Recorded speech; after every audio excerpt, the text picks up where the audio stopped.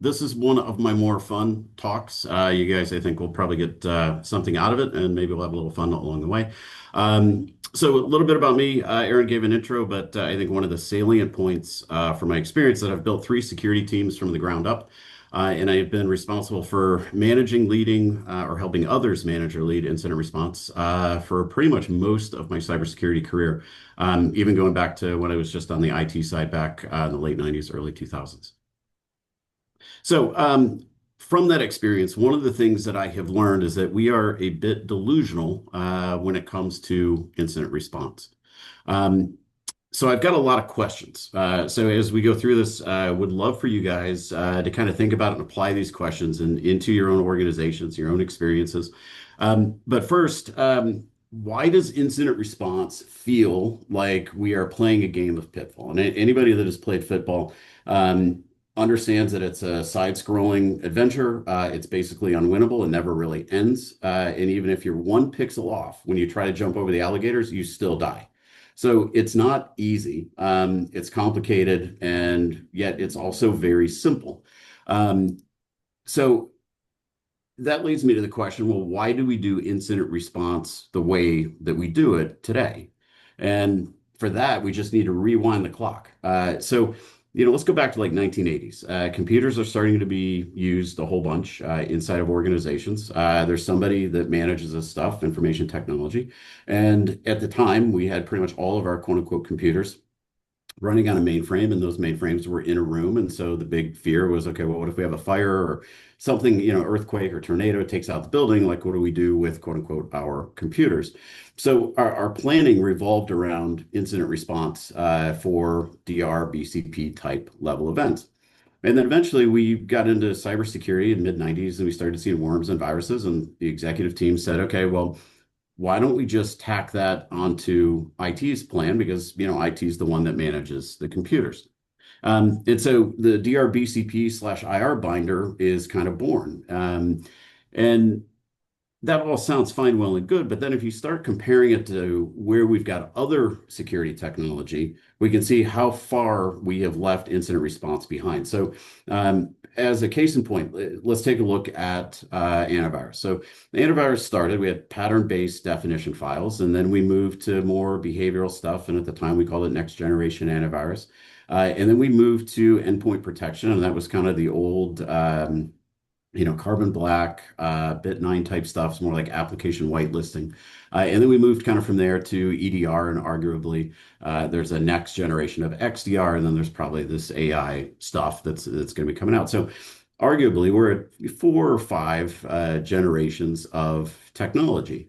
But if you compare that to the way that we manage incident response today, we're really doing it the exact same way that we did it in the 1980s. We have a binder with a bunch of paper in it, whether it's in SharePoint or OneNote or Word or Excel. It's digital paper in a digital binder. And so we're using the same level of technology, paper, pen process, to manage current problems. And if we go back and look at the 1980s, we might have an incident, data center fire, maybe once a decade, something like that. But we have security incidents all day, every day. I spent time working with Fortune 20 companies, and they at any given time might have a dozen incidents happening in an organization of 100,000 people around the world. So, we're not planning for a single event anymore. We're planning for a continuous operating cycle, and we're doing it using a piece of paper. So this is us. Everything is fine. Great. We'll just continue to do it. But this isn't just coming from me. So I spend a fair amount of my time working with customers, working internally to build solutions. And as part of that, I talk to all the folks that you would expect, different law firms that do incident response, CrowdStrike, Unit 42, Mandy, and all the normal ones you would expect. And I hear the same thing from every single one of them, that no company is actually prepared, regardless of their size. And two, they have never once used a company's incident response plan. So all the care and feeding that you do, sitting down and writing this beautiful, wonderful plan in a Word file and putting it on a SharePoint and printing out a copy and keeping it in a binder at home on your shelf, it's why? Like it's not answering and solving the true problem. And to layer into that, let's say that you've got this really nice PDF of incident response planning. Um, I guarantee you that you do not have enough planning to account for all the different types of attacks and all the different types of scenarios that we would see. So I asked ChatGPT just to throw together a quick list of all the different types of attacks. It spit out 43 types. They're listed here. So the question I would ask the group is, do you have playbooks for every single one of these? And you have playbooks for how and when they intersect. So, just as a simple example, let's say we have a bunch of employees that get targeted with phishing. Certain percentage of those are going to click on it because that's just human nature. They get malware installed. That malware turns into ransomware. So, do you have a plan for an incident that turns from phishing to malware to ransomware versus phishing to malware to data loss without ransomware? So small changes can create a much different type of incident when you get into all the combinations of all these different types of attacks. And it's impossible that we would be able to build a plan that's cohesive enough to maintain all of this stuff in a single PDF. So what that means is that most of our plans that we have today are a PDF theater, and they are compliance rituals for auditors because they say you guys have to have an incident response plan. And every year we pull it out and hand it to the SOC 2 auditor and say, here you go. So along similar lines, that reduces us to the way that we do incident response today, which is tribal knowledge and heroic action. We rely on what people know, and we, in essence, become a bunch of LARPers doing cosplay, pretending to be incident responders. So if we've got this incomplete thing and the binder's not really serving a real purpose for us day to day, then what exactly is it? And I don't even have to say the words because you have conjured them in your mind. Our plan becomes evidence. It becomes a trap. It becomes the thing that we are measured against and judged against after an incident. So if we have this plan that's super intricate and detailed, and we've just gone to the end of the earth to make this thing great, and then they say, okay, well, it looks like you skipped a step here on page 47. Why did you skip a step? We don't have a record to prove why we skipped a particular step. It looks like we failed to implement our plan. Conversely, if we have a plan that's like, do the thing, there's no real meat, no real definition to it. So it puts us into this lose-lose proposition where the more we plan, the higher standard we're going to be held to. And if we don't plan enough, then we are definitely bound to fail. So what does all this mean for us? And this is by far the easiest section of the deck.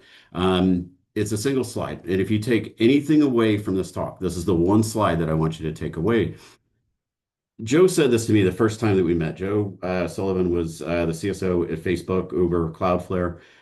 He's been in and out of the news last few years. And he said this to me the first time I met him. We were at dinner, and he said CISOs spend, and by extension, security teams, spend about 99% of their budget stopping attacks, and they spend 1% on responding to incidents.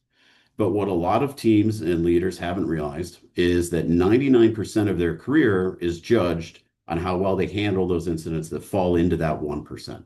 So we're spending an inordinate amount of time on things that don't materially directly impact our overall career success, and we're ignoring something that is a huge risk, which is kind of ironic. Like, we pride ourselves as security people being able to spot risk and mitigate risk, but how are we actually really managing and monitoring our own risk from a career perspective? So it was just a really fascinating dinner. And I would encourage you, if you ever have the opportunity to see Joe speak, absolutely do it. He is just incredibly, incredibly smart. So the reality is that the goalposts on incident response are starting to change. The fire has already started. So case in point, Gartner has started coverage of cybersecurity incident response management, SIEM. They've had it in a few different hype cycles. There's startups like us at BreachRx that are starting to tackle the problem.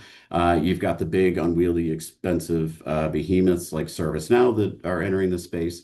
And the biggest thing, though, is that I'm seeing real tangible change from the organizations that I work with. So it's not some kind of magical thing where you buy it and it's like, meh.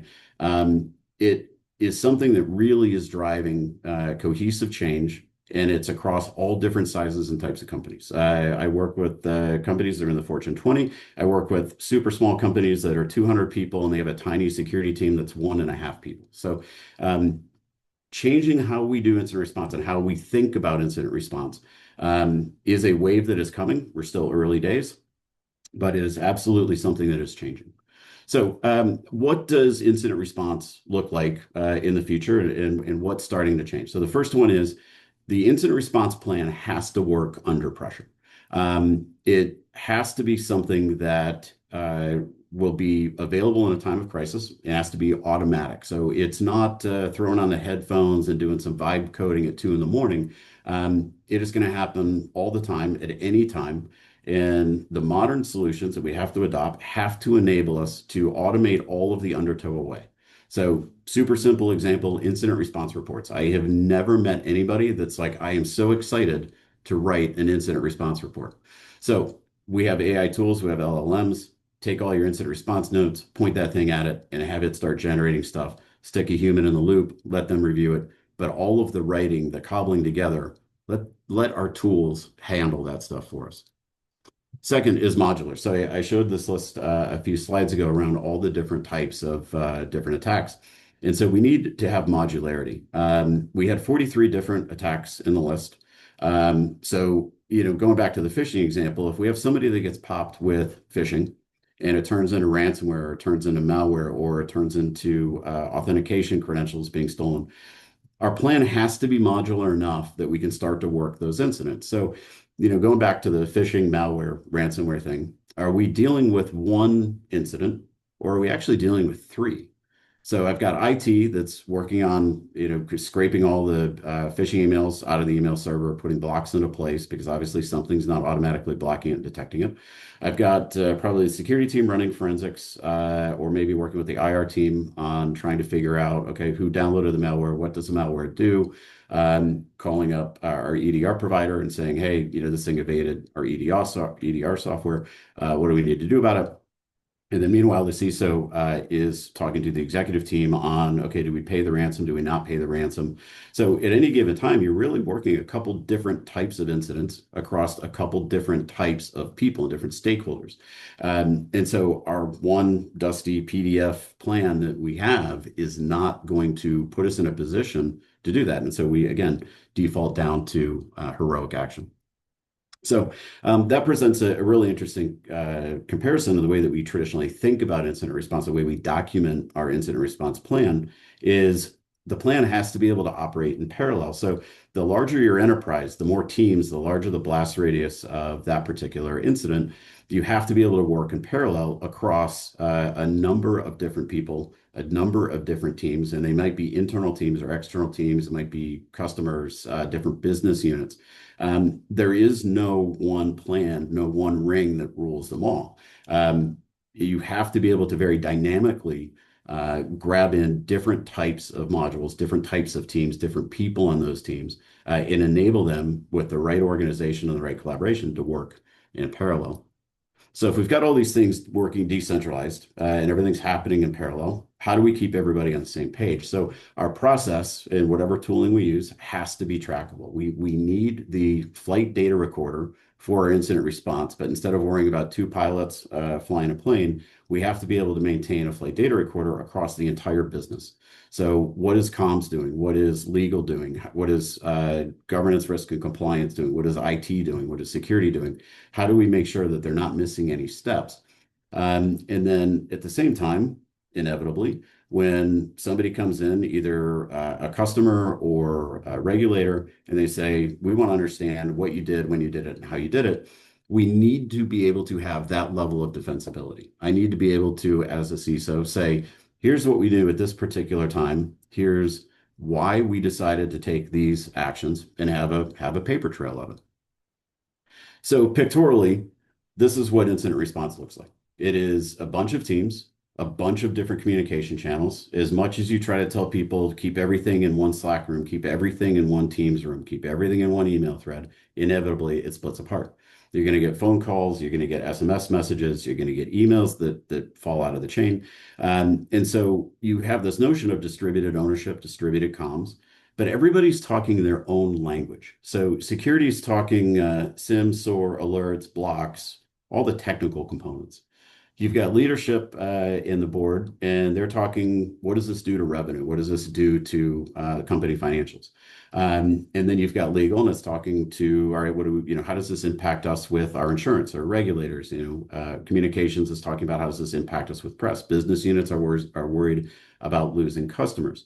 And so something that as the blast radius increases, the amount of distribution across the business has to keep up with that. And our tooling and our process has to be able to support that. And you're not going to get that from a spreadsheet. You're not going to get that from a PDF, and you're not going to get it from a printed piece of paper. So all of those sound great in theory, but how do we actually enact the change? So the first is that you have to realize that tabletops and the way that we do tabletops are compliance theater. We run an annual tabletop. It's kind of manned hand wavy storytelling. It's not real practice. It's not real training. So by way of example, I'll tell you a story. I ran an incident response exercise once, and it was a bunch of people from security. We had legal and CFO, and some of the executives were there. And so we started running them through this, and we had made the tabletop much more of a simulation than just kind of a, hey, you have ransomware, what do you do? And so at one point, the security team was asked to log into their EDR system and start pulling out stuff. And we gave them about 10 minutes. Everybody went, took a coffee break. And then everybody came back and said, okay, well, what'd you find? And everybody was dead silent. And so finally somebody spoke up and they said, I don't know how to log into the EDR software. And through conversation, what we discovered is there was only one person that knew and was fluent with how the EDR system worked. And the other four guys on the security team just was kind of like, that's Steve's problem. We're going to let Steve worry about that.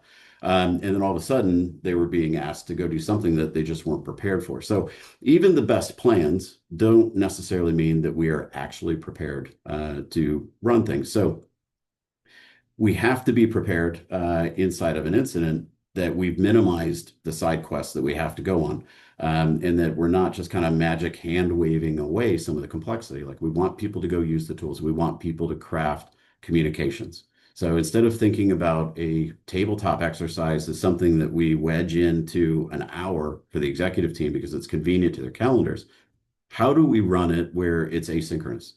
Where I say this week we are going to run a incident response exercise, and you should block somewhere between an hour and 2 hours on your calendar to do things that we're going to assign or to have impromptu phone calls.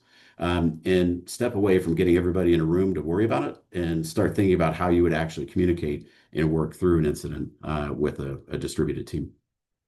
So along similar lines, we've got to run real simulations. We need to practice things like lost laptops, like insider leaks, like vendor breaches. There's 43 different attacks on this particular page. So if ChatGPT got his math right, that's 12,341 combinations if you pick 3 scenarios from this list each time you run an exercise. I don't think any of us are going to run 12,341 tabletop exercises in our lives. I hope not. So if that's the case, then why do we always default to there's a data breach because of X, there's ransomware because of X, and we think that that's like the pinnacle of how we want to practice? How about the next one that folks do is just like a good old-fashioned hack. Like somebody hacked into our system, we don't know who's impacted, operations is down, help us. Like, let's just try some of that stuff. So everybody, I think, has access to these slides. Aaron will correct me if I'm wrong, but take some off this list, pick 3, combine them, and come up with a scenario. So Bruce Lee said that you basically fall to the level of your training, and he kind of embodied that with how he did things. So you don't get to be the master of Kung Fu doing a practice once a year. So imagine we're playing for the Super Bowl, and we have one practice, one annual tabletop a year. And the irony is that we're not really even outside in the yard throwing the football. We're in a conference room talking about what it would be like to one day throw a football. So huge disconnect between the way that we prepare and plan and exercise today and how we really need to be doing it. The other thing that we've got to start getting better at, and I think the future tooling, the future processes is going to account for this, is we have to track our metrics. I'm not talking about MTTD. I'm not talking about MTTR or MTTC. Like those are great. Security cares a whole bunch about those things, and we try to convince the executive team that they're important. But what the executive team really cares about is time and money. So one of the best career books that I've ever read is Andrew Jockwith's Security Metrics. It's almost 20 years old at this point, so a lot of the specific examples don't hold up, but the core mechanics of what he talks about in terms of metrics and why metrics are important and what metrics make good metrics is four things. Measure time or money. Whatever metric you have has to be well understood. You have to measure it consistently. And because you have to measure it consistently, it has to be something that you can measure repeatably. It has to be a low human lift. If I have to sit down for a week to craft metrics, it's going to fall out of favor and I'm going to be too busy to do it sometime. And then inevitably our metrics start to break down. So something that caught my eye in the last Ponemon report was the difference between teams that are using AI or automation tools versus those that are not. So if cost and time is your North Star, nearly everything we do in a response has to be to control the damage. But not just really to us, it's also to our customers because they're the ones that are paying the bill. And so the vast majority of cost comes from our time in an incident and in a response. And so what the Ponemon Institute found is that you save about a 1.9 million if you leverage security AI tools and automation, which is an improvement over last year, which was a $200,000 improvement. So what that tells me is that one, the key to our success is going to be being able to automate in AI away the things that are undertow for us, that are friction.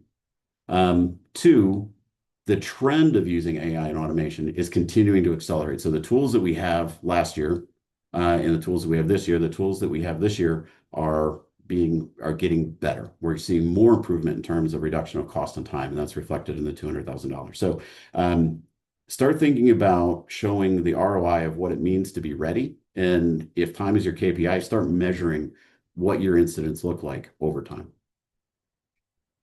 So making it stick. So this is all great in theory, but how do we actually get it into practice? So some undertow that we are going to have organizationally is the concept of attorney-client privilege. So I will say that attorney-client privilege a lot of times is positioned as a magic shield. It is attorney-client privilege, for those that aren't super familiar with it. It's predicated on a few things. So one is that it's confidential communication between you and your legal counsel, and it is made for the purpose of seeking legal advice. So you can't just take any piece of paper, throw it over to the legal person and say, here's a report, mark it attorney-client privilege. It doesn't work that way. So the expectation from regulators and customers is that you are sharing the things and talking about the things of what you're doing to respond, and that you can prove the steps that you are taking to respond. So I'll call that the factual record. And the factual record of who, what, when, where is something that is probably never going to be privileged because it's how you respond. But conversely, the flip side of that coin is how you analyze those things and decide what to do is very ripe for privilege. So rather than thinking about having like one set of communications or one conversation about an incident, you really need at least two. You need one for, hey, go block this IP address, go block this email address, go run forensics on these servers or laptops or whatever. And then on the other side, you've got a conversation with the CEO, the CFO, and the general counsel, and they're saying, here's how we need to navigate the particular legal risks of this particular incident. So two very different things. Easy, simple thing that you guys can take that's actionable. Go look at your incident response plans. See how you bifurcate communications. Do you just pile everybody into a single room and mark it attorney-client privilege? That may or may not work. And we saw that with the SolarWinds case with Tim, where they tried to mark some channels attorney-client privilege, and the judge came back and he effectively said, this is all just standard business communications. It's the factual record. And they were able to pull away attorney-client privilege, not just from those particular channels, but the entire Slack server. So all of a sudden, the scope of what became discoverable as part of this particular incident dramatically increased. And some of those messages in there were kind of embarrassing, where you had security engineers saying, we're not a security first company, and, all the things that we would not want to see as part of a public record. So, the key here is that training people on what attorney-client privilege is, what attorney-client privilege isn't, and then building our infrastructure and our process and our communications to support that is a key component of moving things forward. So the next thing is that truth beats silence. We were told for a long time, don't write anything down because it might end up in court. That hasn't served us really well. What we really want is to write everything down, and we can say, here's what I knew, when I knew it, how I knew it, and why I knew it, and here's what we did about it. So being able to demonstrate a factual record of the response really becomes key. And so it's not about don't write anything down. It becomes write down the right things. Privacy is not a checkbox. So we've got global laws, but we have local breaches. And what I mean by that is you've got regulators that are coming from all different corners, aspects of the business, whether it's international company, large international company, or US based, or different states, or it could be partners, contracts. There's a variety of different ways that quote unquote regulations or obligations are going to come onto the organization. So with that in mind, the way that breaches really work is it's a local team of people trying to work on it. It's you and your peers. It's you and the people that work for you. It's people that you work for that have to work through these particular incidents. So building cohesion around a team locally is key before you start getting bombarded from all the global laws, regulations, contract obligations, and so on. So all that to say, building a team does not happen over Zoom. You have to get out of the house. You have to get out of the office. Find time to go have a meal. Find time to go hit some golf balls. Find a time to go do something and connect on a human level. Because if you don't build the trust initially, then when it comes time to actually respond by all these faceless, nameless entities that are now pushing you to get stuff done faster, you need to be able to trust the people next to you. So global laws, local breaches, build your local community of coworkers, build trust. So institutional memory. This was something that Melanie Instant told me recently. She is amazing at incident response communications. I did not know a whole lot about incident response comms. I was very biased and very wrong. And so it was great having trading emails with her about something that we were putting together. And there was one comment she made that really stood out to me. She said, every incident teaches if you are listening. And we had a little bit of a dialogue about that. And the thing that really stood out to me is she's really, really right. Like if you think about something simple, say a lost laptop, we've told everybody, we've trained everybody. I think everybody has been to incident or security awareness training at this point. And so everybody knows you don't leave a laptop in a car, particularly around the holidays. But people do. It's, hey, I just got to run into the grocery store for 5 minutes. It's in the trunk. It's totally fine. And they come back and the key latch on the trunk has been popped open and the laptop's gone. So human nature. So we might say to ourselves, okay, well, the laptop was encrypted. So we don't have anything to worry about in terms of data loss. We know how to rotate passwords. We know how to rotate keys. We know how to reset MFA. So there's no real residual risk of this particular incident. But if we tweak some of that a little bit, what if it was a BYOD machine? How would we respond differently, or could we respond that, yeah, it was absolutely encrypted? How do we know? Second, if you've got this response workflow and we have these super simple incidents, did it take us 15 minutes to say there's no residual risk, or did it take us 15 hours? Like 15 hours to work through a lost laptop incident, that's kind of a long time. 15 minutes, yeah, that's pretty good. You can jump into a EDR console and say, yep, it was encrypted, cool, no big deal. So we've got to figure out as an industry how to analyze the small incidents. How do we know that our plans are actually working as well as they need to, or are we just leaving an opportunity to miss things? So which led me to an interesting thought that I actually just had this morning, so it's not in the slide. But what if you took a security incident and you document it? and you tweak some of those things and you turn that into your next exercise. So instead of the laptop being encrypted, the laptop is not encrypted. And so you take real incidents, real people, real things that have happened inside of your environment, and you say, what's the worst case scenario? What's maybe a moderate case? And then practice those things with the executive team. So it raises awareness of, hey, not only did we buy all this technology and it helped us dodge a bullet, but here's what the experience would have been like if we hadn't dodged a bullet.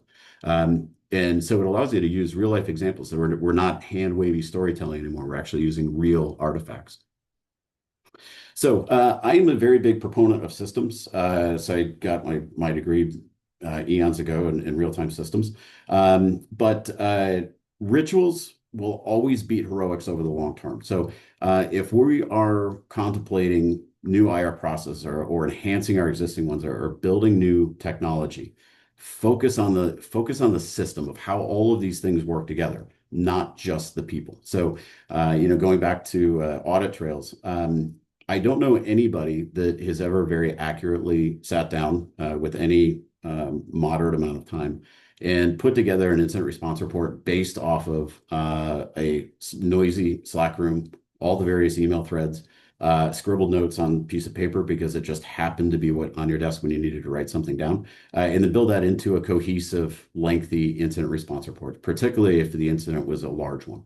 So think about all the things that you need. Like I hate writing reports. So what kind of tooling do I need to help me not have to write reports? How can I write more accurate reports?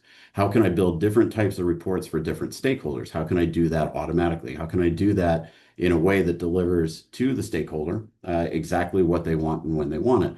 So, asking ourselves these particular questions will help inform the choices that we make going forward on how we want to rebuild and retool our incident response processes.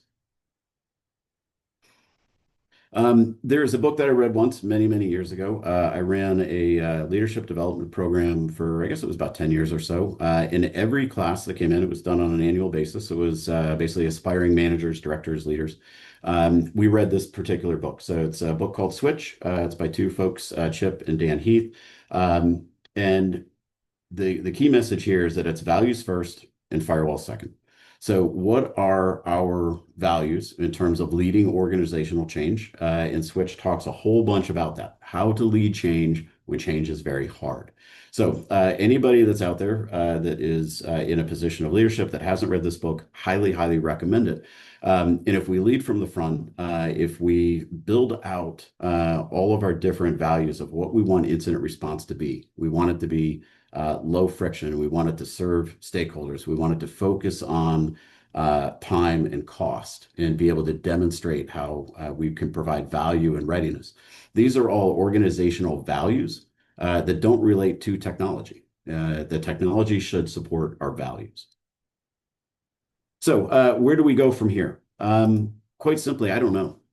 This is kind of up to all of you that are practitioners that are out in the field.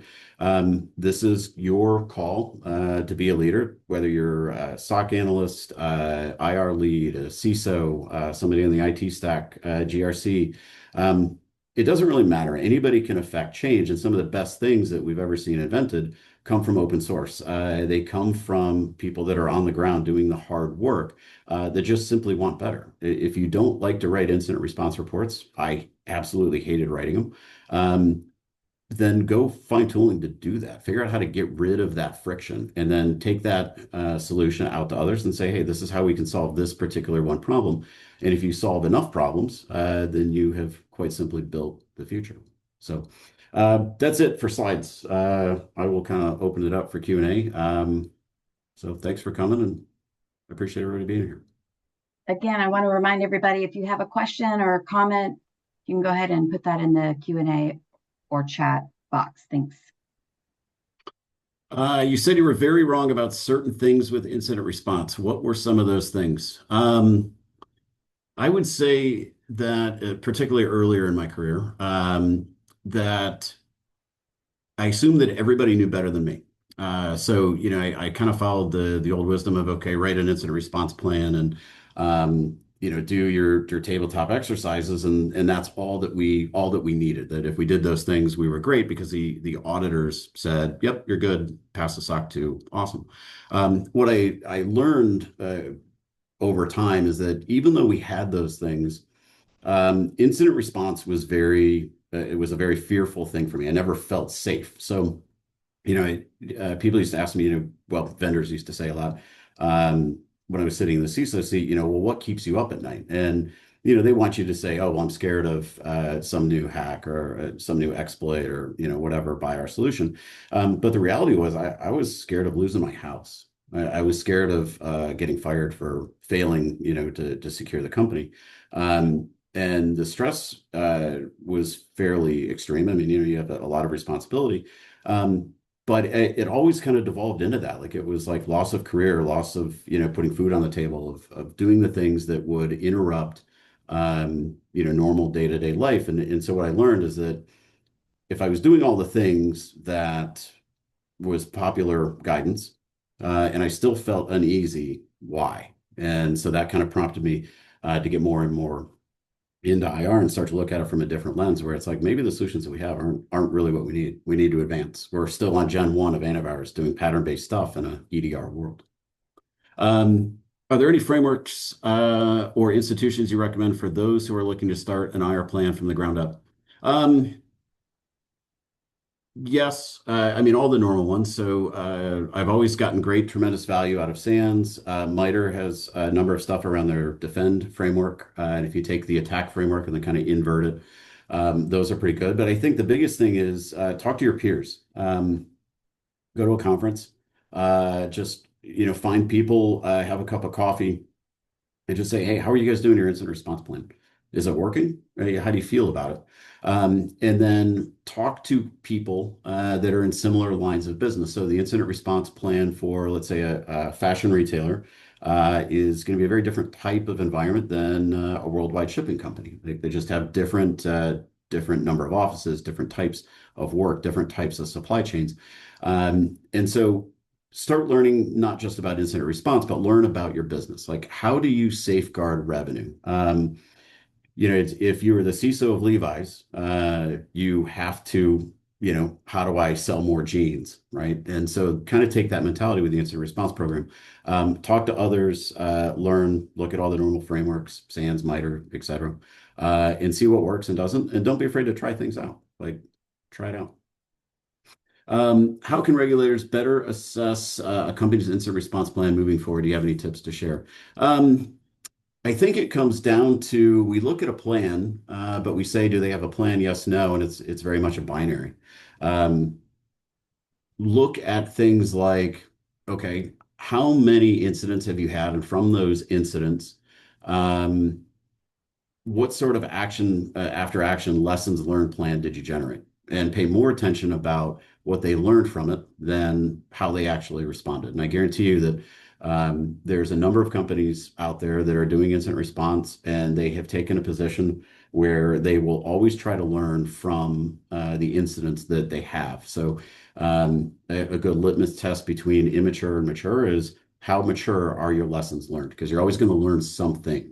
Even if you learn that everything worked great, that is still a learning. And then it's okay, well, how fast did it take us to respond? There's always learnings around that. How can we communicate better? How do we spend our time in the incident?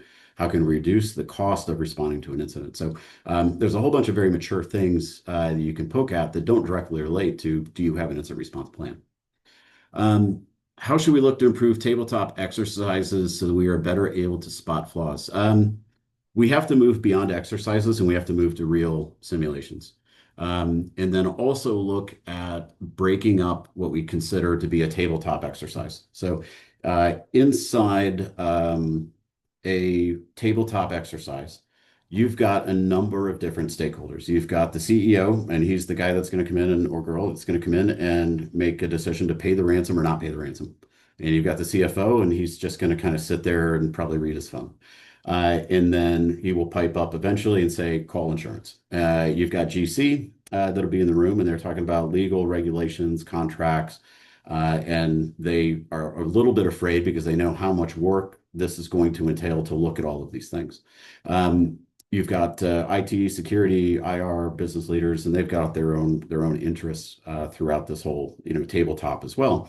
But everybody's looking at their watch and they're saying, okay, I've got to sit in this room for 30 more minutes and I can go back to my real job. So in terms of tabletops, we have to break them apart. I would argue that it's almost better to run a tabletop for the CEO and say, if you were presented with this situation off of this bit of data, how would you respond? What information would you need to know to make a decision to pay a ransom or to call a certain customer or to shut off some of our customer environments at the expense of revenue? Those are the decisions that the executive team has to be prepared for. So give them scenarios to make those decisions. Likewise, give scenarios to the security team. Say, all right, here's some new malware that's out. How would we spot this? Could we spot this? Comms. Hey, this is the scenario. Can you go craft me some communications for this particular incident and see what they come back with? How long did it take? So rather than try to force tabletops to be everybody in a room and we solve the incident in 60 minutes, like we're watching a sitcom, why don't we break those apart? Start with the security team, see what they can figure out inside of day one. And then day two, you take that up a level and it's okay. Here's what we're experiencing. Here's where some of the decisions are. Hand that off to the executive team, see what they come back with. And then take that to comms and say, here's what happened on Monday. Here's what happened on Tuesday. And on Wednesday, I need you to go craft comms for these two things in this type of scenario. And so if you break it apart, it lets people partake a little bit better. So that's kind of the core. The other thing that I would highly, highly recommend for anybody that is familiar with Dungeons and Dragons, get some Chessex dice. They're about $4 on Amazon, and interject randomness and probability. So as a simple example, you're running an incident response exercise tabletop, and one of the injects, let's say, is somebody spots malware in the environment. How well is your environment configured for logging and alerting? And usually it's not 100%. You don't see everything. You have certain systems that you're not getting logs from. So if you said, okay, I feel roughly that 70% of our environment is protected by SIEM, SOAR, EDR logging, there's a 30% chance that we're not going to see it. So grab a 10-sided die, roll it. If it rolls a 1 to 7, great, congratulations. You have, quote unquote, spotted the attack. If it's an 8, 9, or 10, well, that's bad. You don't have enough logging to cover it, and probability says you missed this particular event. What does that do for the tabletop? So you can run the same scenario over and over. You might get different dice rolls. So, a common reason that I think we default into ransomware as like the tabletop is because we can build one of them and we just kind of rehash the same stuff. But if we're able to build out some really good exercises, some really good simulations of all these different teams, all these different stakeholders that would go into a response, and then interject some probability into it and a little bit of randomness, we can play the same game over and over, but it feels like a new game. So those are the things that I would look at to spot flaws. How deep does the tabletop go? Can we replay this presentation for our teams? I assume the answer is yes, but I will default to whatever Aaron says.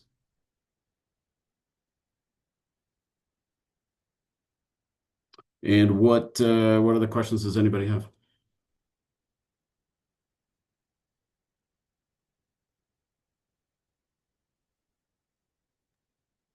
Yes, we can ensure that you guys receive the presentation. It does look like we had another question that came in, Daniel. Let's see. What AI tools have you used to help write board reports? So I have tinkered with pretty much all of them. ChatGPT, Anthropic. We use AWS Bedrock within our product, so there are things that I'm playing around with that. So all of them, any of them. They mostly help. You still need a human in the loop. You still need to review it.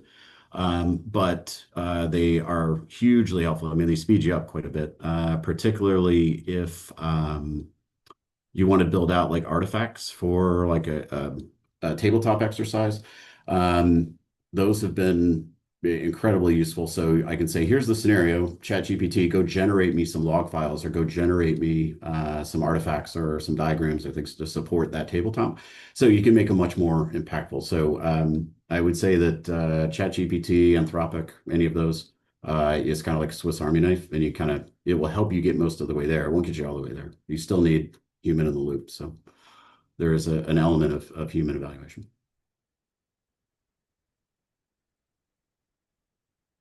Well, I just want to thank Daniel again today for presenting and sharing the incredible wisdom and knowledge you bring from your experience and sharing with our community today. I want to thank everybody again for attending today. Thank you for your interaction and engagement and questions for Daniel. And I just wish everybody a wonderful holiday season. Daniel, thank you again for presenting today. We really appreciate it.